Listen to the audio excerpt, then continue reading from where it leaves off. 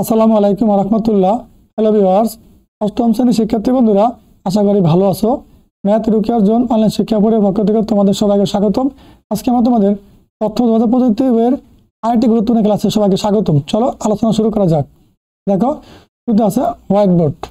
সবাই অংশগ্রহণকারী কেউ চাইলে ভার্চুয়াল জগতে সাদা বোর্ডে মন্তব্য লেখা, চিত্র আঁকা এবং তাৎক্ষণিক কোনো কিছু ব্যাখ্যা করার জন্য ব্যবহার করতে পারেন। কারণ আমরা বর্তমানে শিক্ষক আছি, বিভিন্ন শিক্ষা প্রতিষ্ঠানে কিন্তু হোয়াইট বোর্ড ব্যবহার করা হয় কোনো কিছু অঙ্ক করার জন্য, ইংরেজি লেখার জন্য, কোনো কিছু বোঝানোর জন্য আর কি আমরা হোয়াইট বোর্ড ব্যবহার করে থাকি।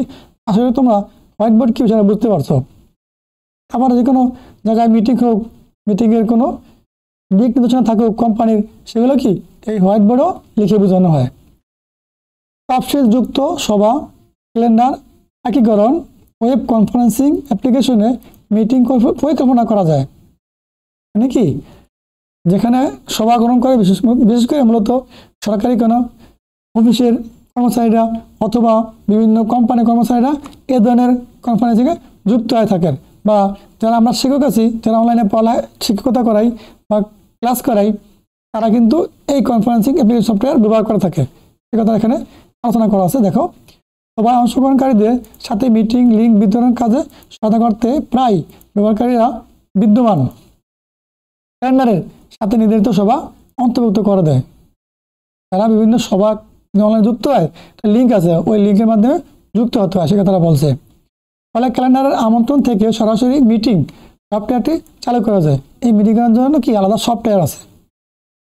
ব্যবহারকারী ইমেলের মাধ্যমে সবার আমন্ত্রণ প্রেরণ বা সামাজিক যোগাযোগ মাধ্যমে ওয়েবিনারের জন্য উন্মুক্ত সবার লিঙ্ক শেয়ার করতে পারেন।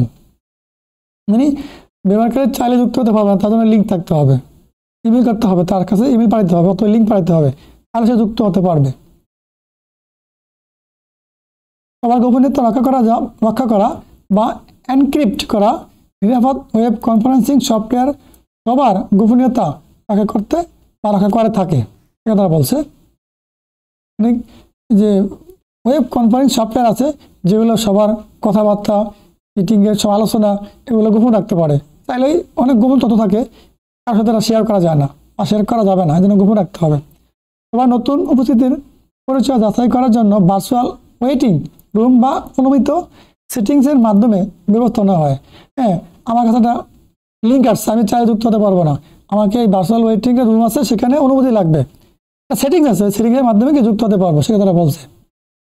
তাছাড়া তথ্য চুরি ঠেকাতে বিভিন্ন ধরনের এনক্রিপশন পদ্ধতিরও প্রয়োগ হয়, যাতে আমার এই তথ্য আলোচনা কেউ চুরি করতে না পারে, তার জন্য কি বিভিন্ন পদ্ধতি আছে।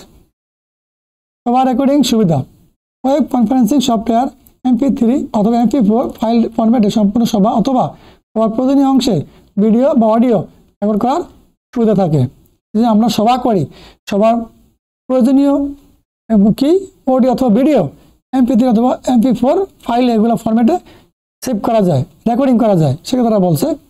ফলে সবার কার্যপত্র তৈরি অথবা কনফারেন্সিং বারবার ব্যবহার করার সুবিধা পাওয়া যায়।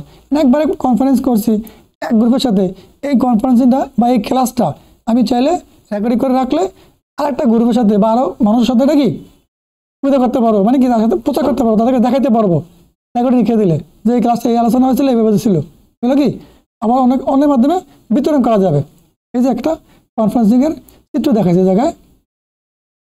জনপ্রিয় ওয়েব কনফারেন্সিং সফটওয়্যারের মধ্যে উল্লেখযোগ্য হলো কি, খেয়াল রাখবে, মুখস্থ রাখতে হবে।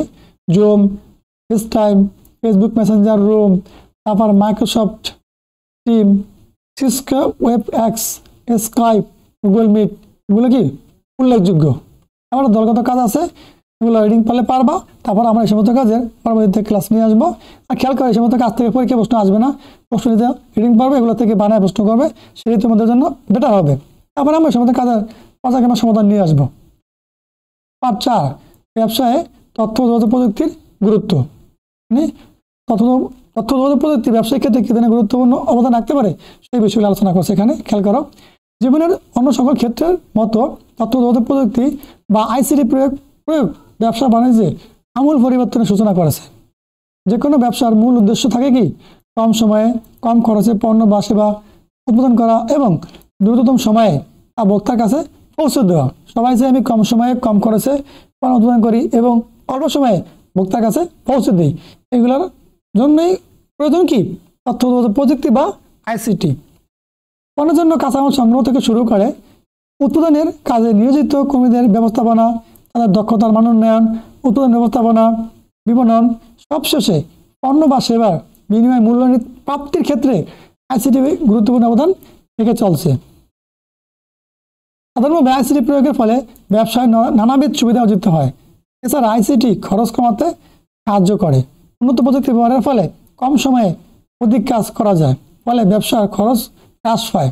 এতে ব্যবসায়ী একদিকে কম খরচে তার পণ্য বিক্রি করতে পারে, অন্যদিকে মুনাফা বাড়াতে পারে। খরচ কমানোর অনেকগুলো উপায় রয়েছে। বলছে কি আমরা যে প্রযুক্তি ব্যবহার করলে অল্প সময়ে বেশি পণ্য উৎপাদন করতে পারি এবং দ্রুত সময়ে জনগণের কাছে পৌঁছে দিতে পারি, মুনাফা বেশি অর্জন করতে পারি বা লাভ বেশি করতে পারি, সে কথাগুলো এখানে বলছে। এবং দেখো কী কী সুবিধাগুলো পাওয়া যায়। একেবারে মজুত নিয়ন্ত্রণ। ব্যবসার একটি বড় খরচ হলো কি পণ্যের মজুত।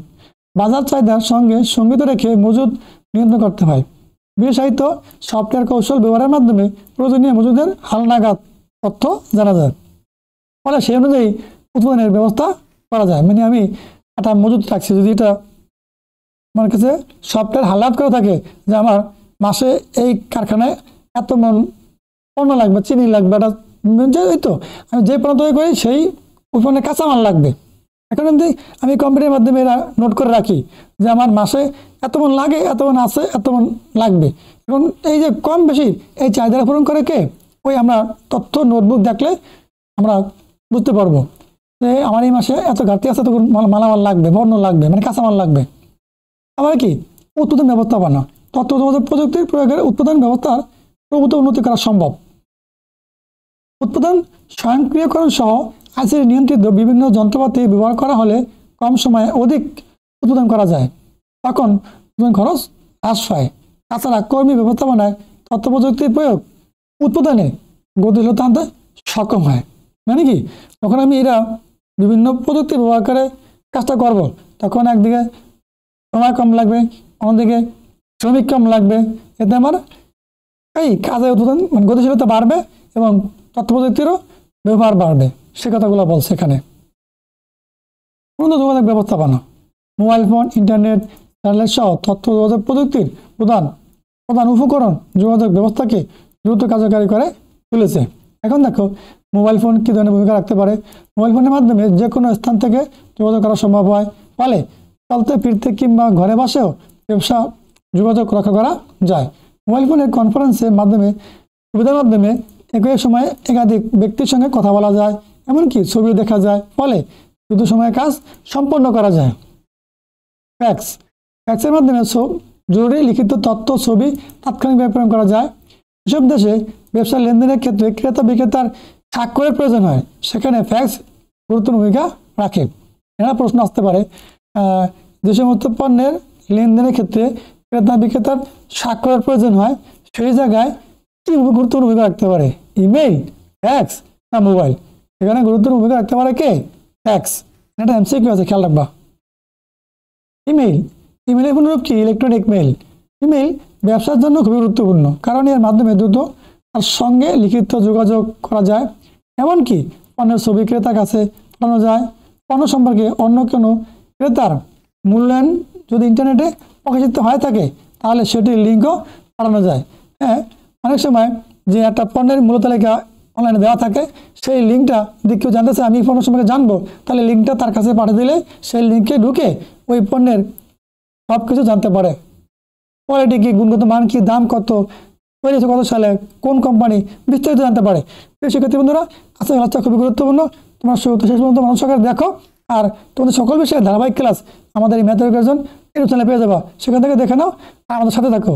আল্লাহ হাফেজ।